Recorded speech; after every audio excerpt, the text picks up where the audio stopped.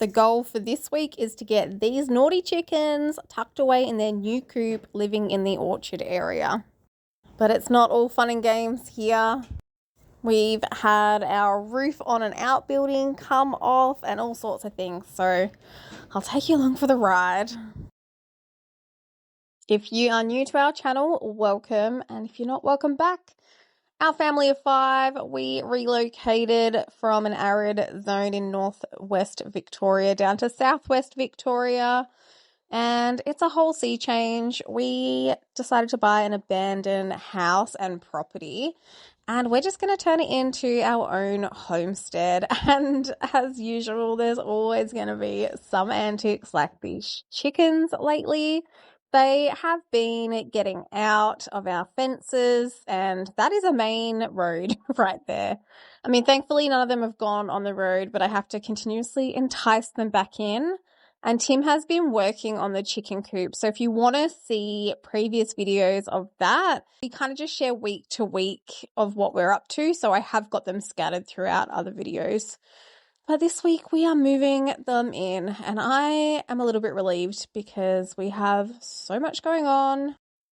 Springtime, as everyone's aware, is just a little bit hectic when it comes to gardening and homesteading in general, and I really need them to be contained at the moment. The boys have been such a huge help lately getting the garden area pretty much done. I've said it a few times, but I've got a few more rows to go.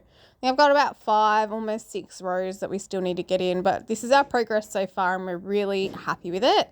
But I don't want the chickens coming in and scratching up my tiny itty bitty seedlings because they're vulnerable enough as it is. First time outside.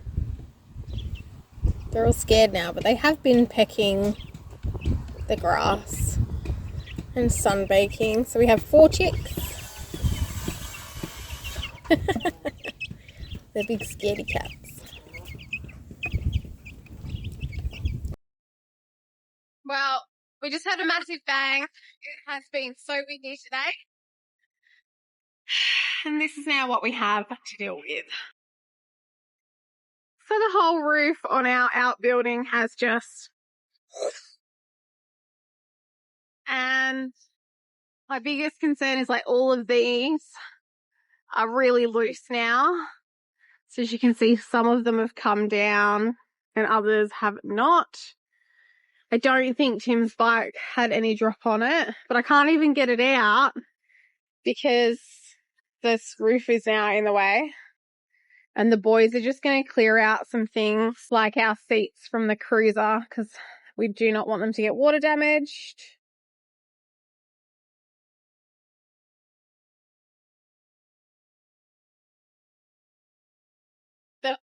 The first thing I checked was that the chickens were okay and not in that area at the time. And thankfully they weren't. Was that all the seats, Bentley? Yep. So we're just trying to tarp this area up because we've got a lot of like tools and things we do not want damaged. Like our gorgeous fireplace. That's still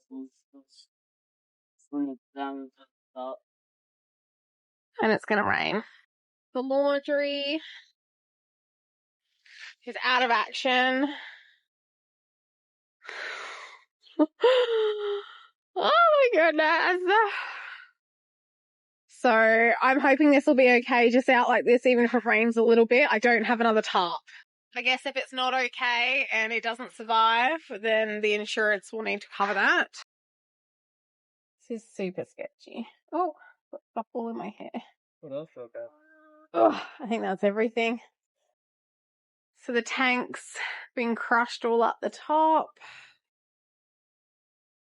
Yeah. It's a bit of a shame because this is meant to be my future outdoor kitchen.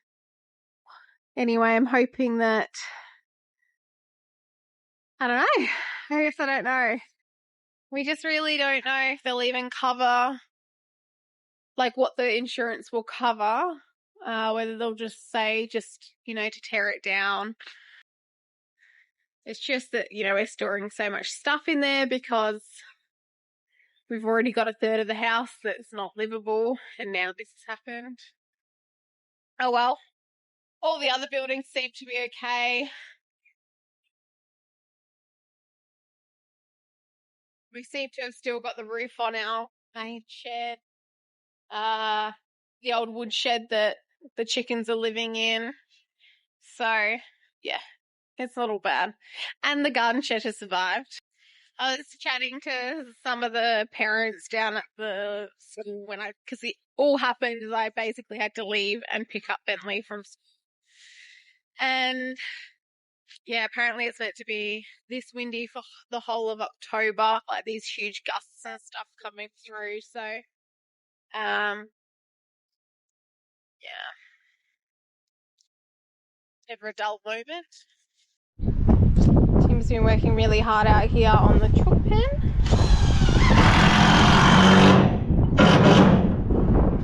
So we're getting the nesting box in now.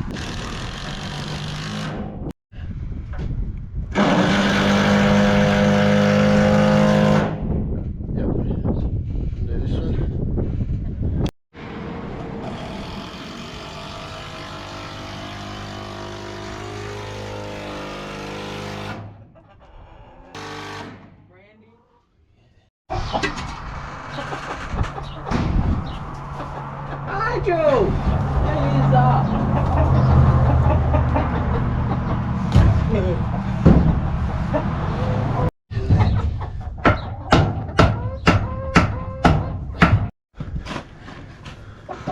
Trying to work with chickens at your feet is not recommended.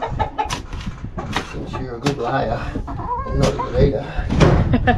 You should stay. Oh, what a surprise, you found a rock.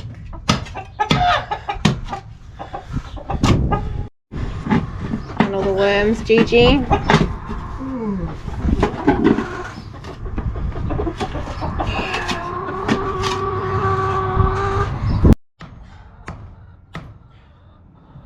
Besides the treated timber posts, everything else has been reused and recycled from our previous property. We bought so many building materials with us. All of this tin is from an old shed that we pulled down and we bought it all with us. So Tim likes things to be perfect and symmetrical and lined up really well. So I'm very proud of him. I think he's done an amazing job, but I know that he wishes he had brand new materials to be able to work with. But in the end, like, this is a huge pen. We've got 3 more to build on the end of this one. So, you know, we may as well use all the materials that we can get. And I think he's done an amazing job. It's huge. Go and put your hand next to it just to see how big it is.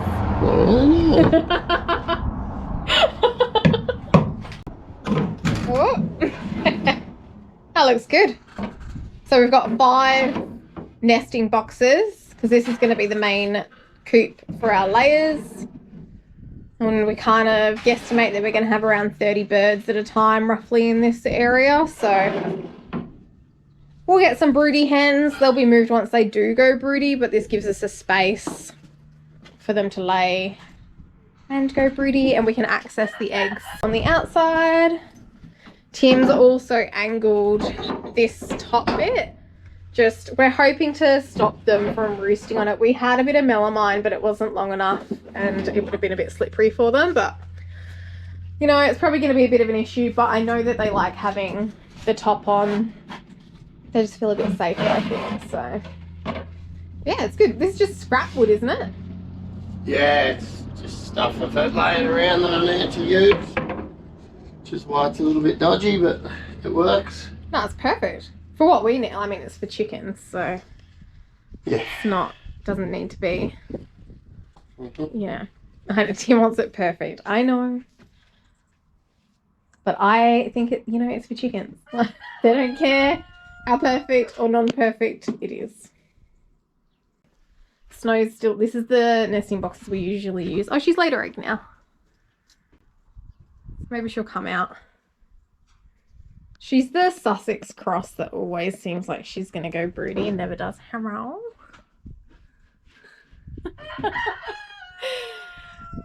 So we've got their feed bucket in here. I put their water outside for now because we were in here disrupting them. And we just need to sort out the gates. We just use old cattle gates. Is that what they call? Yeah.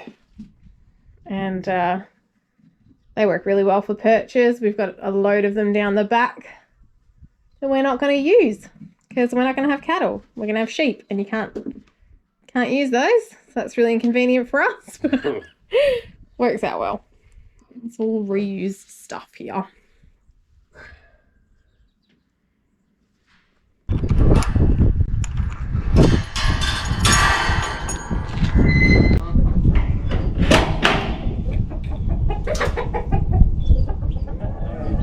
Good morning.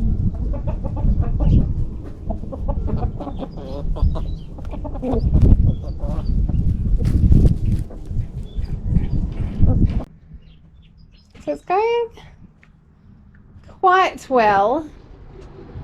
They seem to like this end box. It looks like we've had an egg break, and I've got one down here. So, we've had an egg break in this one.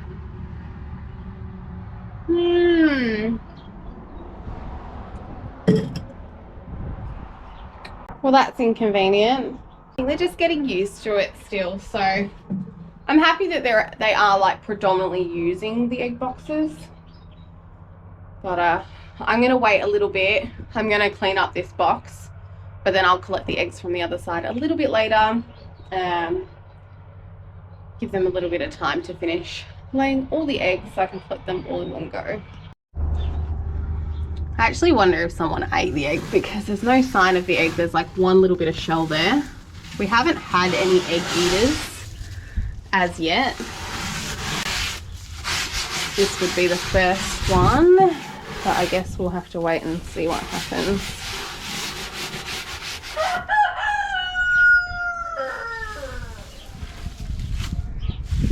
Unless they sat up there, there's a slight perch, don't know. Oh, I don't know. I find it funny that the one spot they've chosen to lay, like there's this perch here.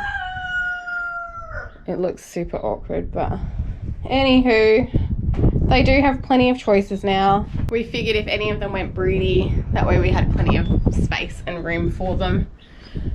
Oh, it's a nice day today. It's a little bit windy, but so we haven't trimmed their wings. So the Wyandottes keep getting out, but they're so silly because they're not intelligent enough to work out how to get back down or back over. Yeah, we've got to trim their wings still. We haven't really had any trouble except for the Wyandottes. There's two adult Wyandottes, and occasionally they get out. But otherwise, everything's looking pretty good. We've got the little chicks and our other rooster in the other pen still. So we'll go and let them out now. So this is kind of in my way. Tim's moved all these blocks so that we can actually get through, and they emptied out the rooms, majority of the rooms, of all of our stuff because we live in a very rainy area and it rained on everything. So anyway, insurance have confirmed they're going to fix everything. So the building is not compliant, so they need to make it compliant. Yeah, it's quite a big project. There's someone coming today to clean up. Now they've taken all of their assessment photos. Yeah, and this is still being used as our laundry. I'm not gonna lie, it's not the easiest area. It's very dirty at the moment as well. So anyway, it's really not a big deal. We're gonna get a whole new building out of it. So we're pretty happy about that. You've always got to look at the bright side, like things happen for a reason, and we were going to renovate that next anyway. This is our Wyandotte hen that keeps jumping out. Oh, and Stew Pot's doing a dance for her. How cute. But Randy keeps attacking him like really badly. So, oh, sorry, darling. Hey, baby.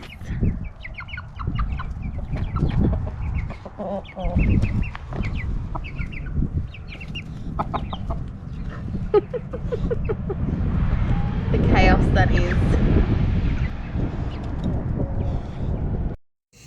I hope you enjoyed the weekly catch up. Thank you so much for joining us, and I hope to see you guys next week.